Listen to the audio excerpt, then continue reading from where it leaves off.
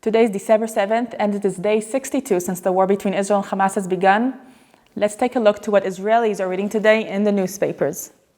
In Israel Hayom, it reads, Ner Rishon be'Aza, first candle in Gaza. The major effort in the war now is to focus on the south part of the Gaza Strip. The house of Sinwar is crowned, meaning it's surrounded by IDF soldiers, and there are large ammunition stashes of Hamas that have been revealed.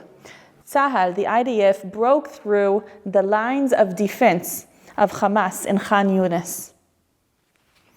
In Haaretz, it reads that the IDF is increasing the attacks in Gaza. And with the American pressure, the War Cabinet is discussing whether or not permit more fuel from Israel to enter the Gaza Strip.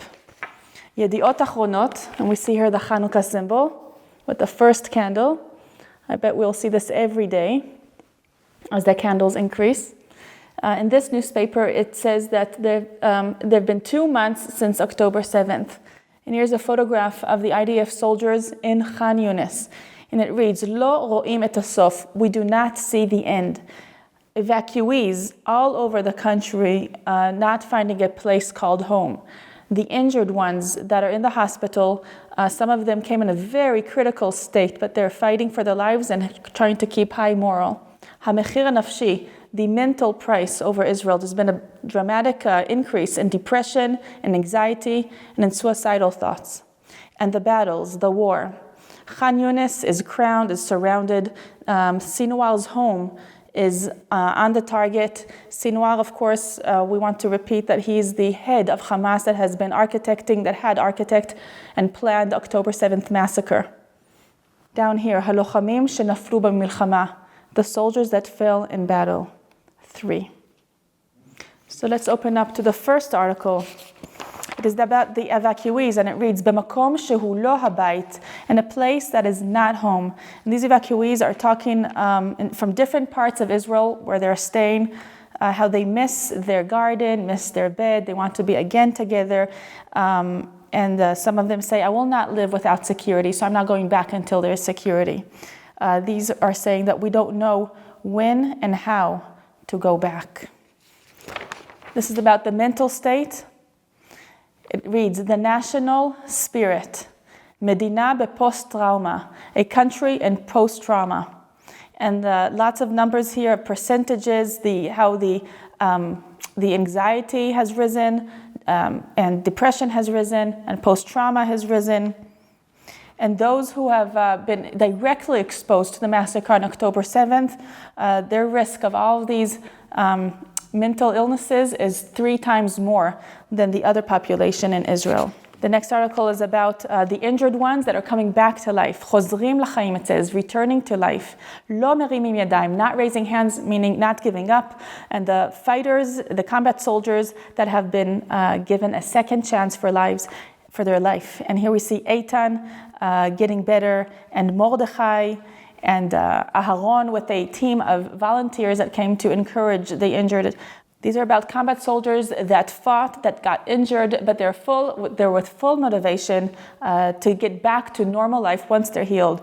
And it reads that in the rehabilitation department of Tel HaShomer Hospital, there's a lot of pain, but there's also a lot of unity and hope.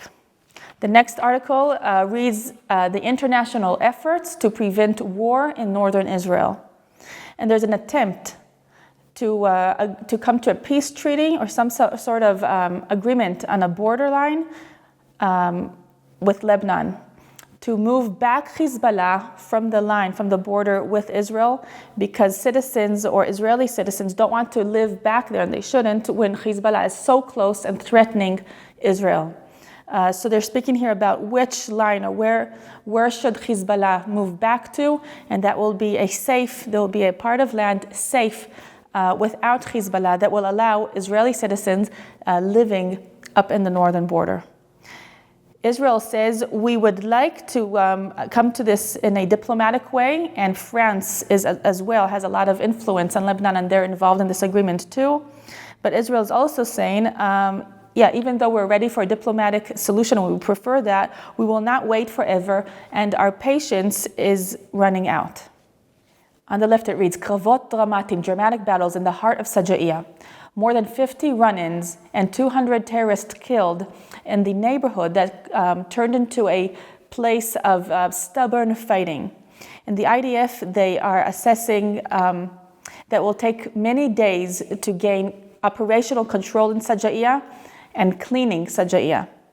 There have been many battles, hard battles, in Khan Yunis as well, which is in the south of the Gaza Strip.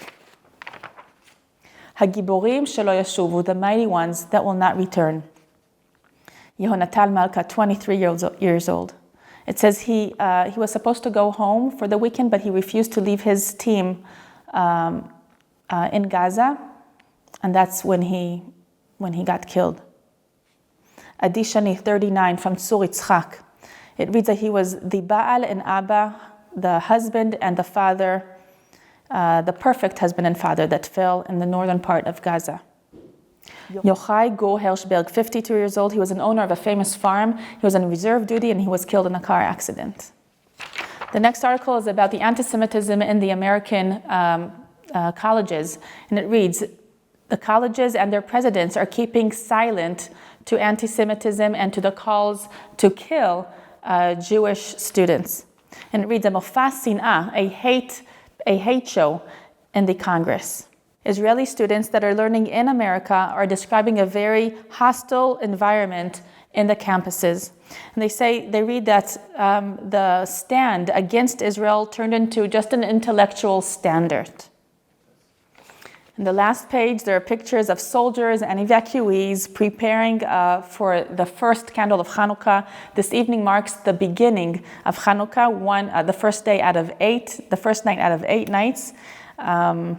All around the world, but especially in Israel now. And one rabbi says that we learned that the sources of our unity is that God is on our side, God is on the Jewish side, and we will win.